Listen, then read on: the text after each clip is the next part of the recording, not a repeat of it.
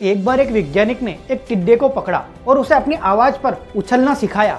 वैज्ञानिक टिड्डे से जैसे ही कहता कूदो और वो टिड्डा उसकी आवाज सुनते ही जोर से छलांग लगा के उछल जाता। अब वो वैज्ञानिक था तो प्रयोग करना तो बनता था।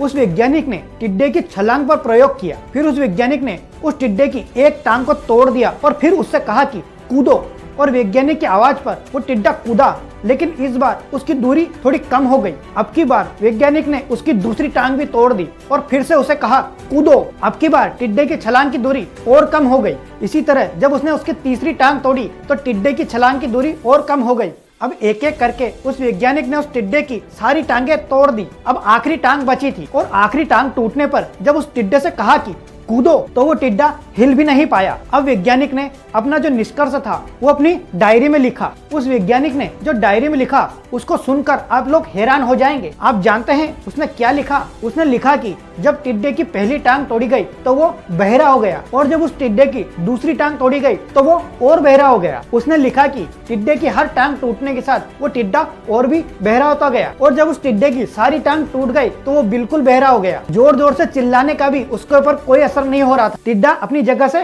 हिल भी नहीं रहा था। छलांग लगाना तो बहुत दूर की बात है। आप सभी लोगों को ये लग रहा होगा कि कैसा मूर्ख वैज्ञानिक है कि इतनी छोटी सी बात उसके समझ में नहीं आई। या कुछ लोग ये भी सोच रहे होंगे कि ये तो किसी बच्चे को भी पता है कि टिड्डे की छलांग उसकी टांग टूटने की वजह से कम हो रही थी, ना कि वो बहरा हो रहा था इस वजह से। दोस्तों, ये कहानी हमें सिखाती है कि हम जीवन में कई बार ऐसे ही मूर्ख बन जाते हैं। कई बार जीवन में दो घटनाएं एक साथ घटती है और उन दोनों का एक दूसरे से कोई संबंध नहीं होता है, फिर भी हमें लगता है कि उनका गहरा संबंध है। कभी कभी दिल कुछ और कहता है और हमें समझ कुछ और आता है, और वास्तव में होता कुछ और है। इसीलिए जीवन में अगर आपको पछताना नहीं है तो कोई भी निर्णय जल्दी ना लें। हमेशा अपनी समझ बूझ का इस्तेमाल करें, सावधानी बरतें और सारा निष्कर्ष सोच विचार कर ही निकालें। दोस्तों, ये कहानी आपको कैसी लगी प्लीज कमेंट बॉक्स में बताएं। वीडियो अच्छा लगा हो तो प्लीज लाइक कीजिए और इस चैनल को सब्सक्राइब कीजिए।